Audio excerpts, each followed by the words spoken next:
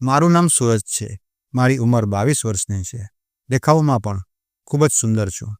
રંગ ગોરો અને શરીર પણ ઠીકઠાક છે. જ્યારે હું મારા નાના ઘરે ગયો હતો તો મામી મને તેમના ખેતરમાં લઈ ગઈ હતી. ત્યાં પહોંચીને હું ભૂલી ગયો કે તે મારી મામી છે. મામી પણ ખૂબ જ સુંદર છે અને તેની ઉંમર લગભગ 28 વર્ષની છે. મતલબ કે તે મારાથી ઉંમરમાં થોડીક જ મોટી છે. તેની લંબાઈ મારાથી થોડી વધારે છે અને શરીર પણ થોડું ભરાવદાર છે. તેનો સ્વભાવ પણ ખૂબ જ સારો છે. મેં ઘણી વખત તેને અલગ અલગ પ્રકારની વાતો કરી તો પણ તે મારાથી નારાજ થયા નહીં. એટલે મેં મારી મીઠી મીઠી વાતો કરીને તેમને તૈયાર કરી લીધી અને અમારી વચ્ચે નિકટતા વધી ગઈ. તેના પછી હું તેને ખેતરમાં ફરવા લઈ ગયો. આ વર્ષે મેં 12મું ધોરણ પાસ કર્યું હતું અને એક પ્રાઇવેટ કોલેજમાં બીકોમનું ફોર્મ ભર્યું હતું. એટલે કોલેજ જવાનું હતું નહીં. હું નાનીને તેના ઘરે મૂકવા આવ્યો હતો કેમ કે તે એકલી આવી હતી. નાનીએ કહ્યું હતું કે હું એકલી જતી રહીશ, પરંતુ મમ્મીએ કહ્યું કે નાનીને એકલી જવા નહીં દે, તું એને તેના ઘરે છોડી આવ. હું અને નાની સાંજે ઘરે પહોંચી ગયા. પહોંચ્યા તો ફક્ત મામી જ ઘર ઉપર હતા. મેં ઘરમાં પ્રવેશ કર્યો અને મામીએ નાનીના પગે લાગ્યા. મામી એ વખતે ખુલ્લા વાળ અને સાડીમાં ખૂબ જ આકર્ષક લાગી રહી હતી. પછી નાનીએ મામા અને નાના વિશે પૂછ્યું તો મામીએ કહ્યું કે સસરા બહાર ગયા છે અને એ કામથી બહાર ગયા છે, અઠવાડિયા પછી આવશે. પછી મામી અમારા માટે ચાય બનાવી. તે સમયે નાના પણ આવી ગયા.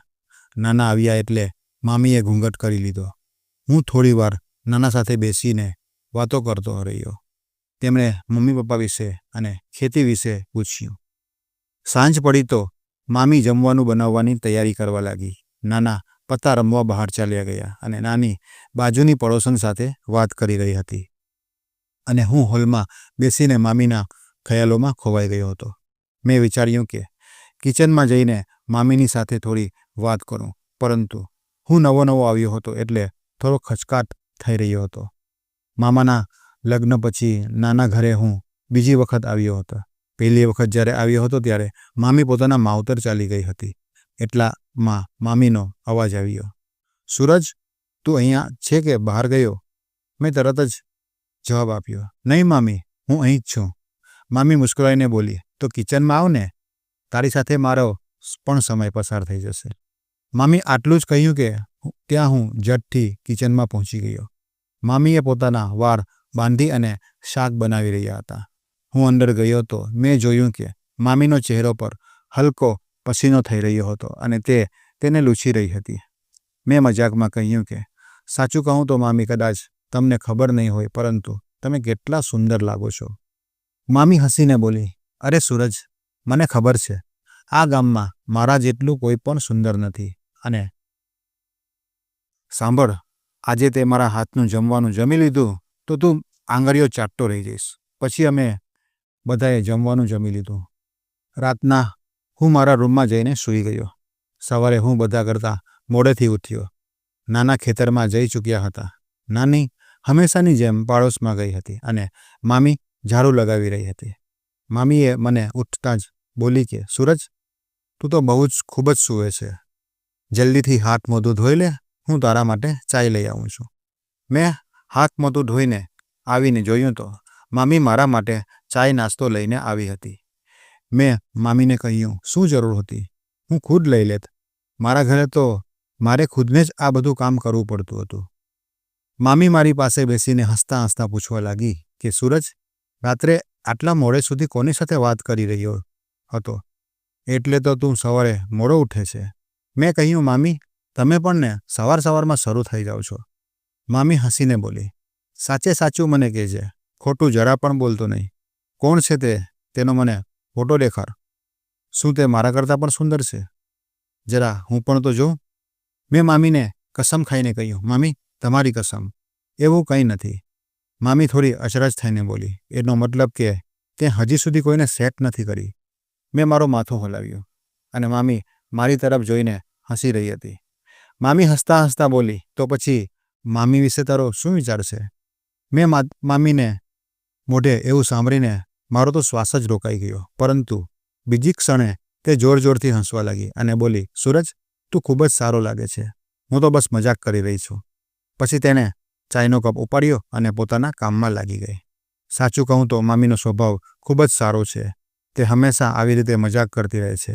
એટલે મેં પણ નક્કી કરી લીધું કે આટલી પ્યારી મામી મળી છે તો થોડો મજાક હું પણ કરું. જમવાનું જમ્યા પછી હું મામીના રૂમમાં ગઈ. મામીએ અત્યારે જ પોતાના વાળ ધોયા હતા અને તેને સૂકવવાની કોશિશ કરી રહી હતી. જેવો હું રૂમમાં દાખલ થયો, મામી બોલી, અરે સૂરજ, સારું થયું તું આવી ગયો. હું તને જ બોલાવવાની હતી. સવારથી મારી પીઠમાં ખૂબ જ દર્દ થઈ રહ્યો છે. શું થોડી બામ લગાવીશ ને માલિશ કરી દઈશ? મેં તરત જ કહ્યું, અરે મામી, તમે સવારે જ મને કહી દીધું હોત તો હું સવારે જ તમને બામ લગાવી દેત.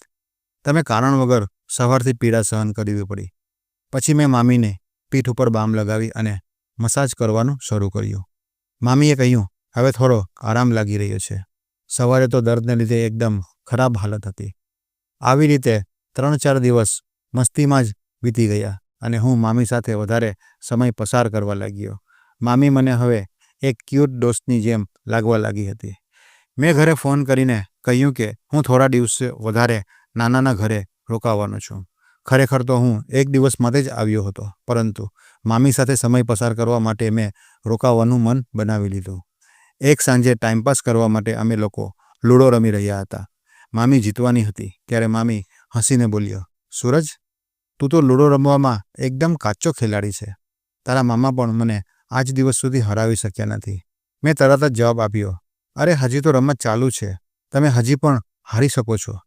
મામી હસીને બોલી, સૂરજ, તું કેટલી પણ કોશિશ કરી લે, હું હારવાની નથી. મેં મામીને ચેલેન્જ આપ્યો કે અગર જો તમે હારી જશો તો જે હું કહું તે તમારે કરવું પડશે. મામીએ હસતા હસતા કહ્યું કે ઠીક છે, બોલ, તારી શું શરત છે? મેં મામીને કહ્યું કે એકવાર વિચારી લો, પછી ના કહેશો નહીં. મામી હસીને બોલ્યા, પહેલાં હરાવીને તો દેખાડ. હવે રમતમાં અચાનક મારા પાસા 3 વખત સીધા પડ્યા અને હું આખો ગેમ પલટી ગયો. મને તો એવું લાગ્યું કે જાણે મેં કોઈ મોટી જંગ જીતી લીધી હોય. મામીનો ચહેરો હારવા પછી માયુસ થઈ ગયો હતો. મામી બોલી, સૂરજ, તે ચીટિંગ કરી છે. મેં હસતા હસતા કહ્યું, નહીં મામી, હવે કોઈ પણ બહાનું ચાલશે નહીં. મામીએ કહ્યું, ઠીક છે, બોલ, તારી શું ઈચ્છા છે? હું થોડો ગંભીર થઈને બોલ્યો, મામી પ્લીઝ ગુસ્સો કરતા નહીં અને મારી વાતનું ખોટું પણ માનતા નહીં. મામી બોલી, અરે હું ગુસ્સો નહીં કરીશ, બોલ શું કરવાનું છે? મેં એક જ શ્વાસમાં મામીને બધું કહી દીધું અને શાંત થઈ ગયો. મામી બોલી, તે આ શું કહી રહ્યો છે? તને સમજમાં પણ આવે છે? હું તારી મામી છું. મેં માફી માંગતા કહ્યું, પ્લીઝ મામી, મારી વાતનું ખોટું લગાડશો નહીં. મામી હસીને બોલી, સૂરજ, હું તારાથી ગુસ્સો શું કામ કરું, પરંતુ તું જ વિચાર કે હું તારી મામી છું. મેં કહ્યું, પ્લીઝ મામી, મારી વાતને સમજવાની કોશિશ કરો. મામીએ કહ્યું, ઠીક છે, પરંતુ તું કસમ ખા કે તું આ વાત કોઈને પણ કહીશ નહીં, તારા દોસ્તોને પણ નહીં. મેં ખુશ થઈને કહ્યું, કસમ છે મામી, હું કોઈને પણ કહીશ નહીં. આવી રીતે વાતો ચાલી રહી હતી ને અચાનક નાનીએ બૂમ પાડી, મનીષા, ચાય બનાવી દે, 4 વાગ્યા છે. મામી ચાય બનાવવા કિચનમાં ચાલી ગઈ. થોડી વાર પછી હું પણ કિચનમાં જઈને ઊભો થઈ ગયો. હવે મારે એક ક્ષણ પણ રોકાવું મુશ્કેલ લાગી રહ્યું હતું. હું તો હવે મામીની આગળ પાછળ ફરવા લાગ્યો હતો. હું મામીની પાછળ ફરતો હતો.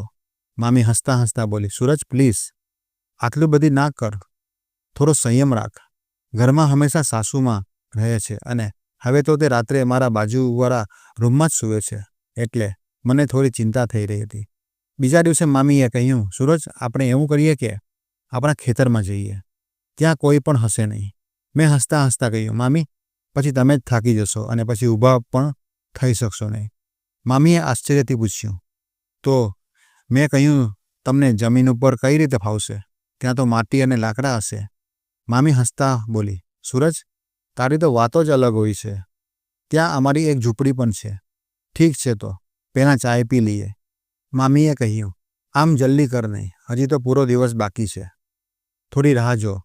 અમે લોકો વાતો જ કરી રહ્યા હતા ત્યાં નાનીએ બૂમ પાડી, તમારી બંનેની વાતો પૂરી થઈ ગઈ હોય તો ચાય લઈને આવો. પછી અમે ચાય લઈને નાની પાસે ગયા. હું તો બસ વિચારી રહ્યો હતો કે સાંજ ક્યારે પડે અને અમે ખેતર ઉપર ક્યારે જશું. જ્યારે સૂર્ય ડૂબવા લાગ્યો, મામી નાની પાસે ગઈ અને બોલી, આજે હું અને સૂરજ ખેતર ઉપર જઈ રહ્યા છે. જલ્દી પાછા આવી જશું. નાની રજા આપી દીધી અને કહ્યું, ઠીક છે, પરંતુ જલ્દી પાછા આવજો. તેના પછી મામી પોતાના બેડરૂમમાં ગઈ અને એક તેલની બોટલ અને એક સેફટી રાખી દીધી. હું હસતા બોલ્યો, મામી, તમને તો ખૂબ જ સારો અનુભવ છે. મામી હસીને બોલી, સૂરજ, આજકાલ તને ખૂબ જ વાતો કરવાની આદત થઈ ગઈ છે. વધારે નાટક કરતો નહીં. મેં પણ મજાકમાં કહ્યું, મામી, તમારી તો મસ્તી જ ક્યાં ખતમ થાય છે. લગભગ 15-20 મિનિટના કાચા રસ્તા પર ચાલ્યા પછી ખેતર ઉપર પહોંચી ગયા. ખેતરે પહોંચતા જ મામીએ ઝૂંપડીનો દરવાજો ખોલ્યો. અંદર જઈને બલ્બ ચાલુ કર્યો. ત્યાં એક ખાટલો હતો અને થોડી જંતુનાશક દવાઓ અને ખાતર પણ હતું. મામીએ કહ્યું, સૂરજ, હવે તું મને એક તારી સારી દોસ્ત સમજજે. પછી મામીએ મારી સાથે થોડી વાતો કરી. 15-20 મિનિટ પછી અમે ઝૂંપડીનો દરવાજો બંધ કરી દીધો. પછી અમારી વચ્ચે ખેલ ચાલુ થઈ ગયો અને અમે બંને ખૂબ જ આનંદ લીધો. મારો આ પહેલો આનંદ હતો અને મામી સાથે ખૂબ જ મજા આવી હતી. મામી પણ તૃપ્ત થઈ ગઈ હતી અને હું પણ એકદમ તૃપ્ત થઈ ગયો. પછી અમે એકબીજાથી અલગ થયા અને હાથ પગ ધોઈ અને ઘરની તરફ રવાના થઈ ગયા. રસ્તામાં મામી મુસ્કુરાઈ રહી હતી, પરંતુ હું થોડો પરેશાન હતો. મામી હસતા હસતા મને પૂછવા લાગી, હવે તને કેવું લાગી રહ્યું છે? મેં જવાબ આપ્યો, મામી, મને કંઈક સારું નથી લાગી રહ્યું. મામીએ કહ્યું, તને થોડુંક ખાલી પણ લાગી રહ્યું હશે, પરંતુ ચિંતા કર નહીં. રાત સુધીમાં બધું નોર્મલ થઈ જશે. પછી અમે ઘરે પહોંચી ગયા અને જમવાનું જમ્યું અને હું સૂઈ ગયો. બીજા દિવસે સવારે મામી ચાય લઈને આવી. મેં તેમને થેન્ક યુ કહ્યું. મામી હસતા હસતા બોલી, કાલનું થેન્ક યુ આજે કઈ રીતે? મેં મામીને કહ્યું, કદાચ કંઈ ખોટું થયું છે.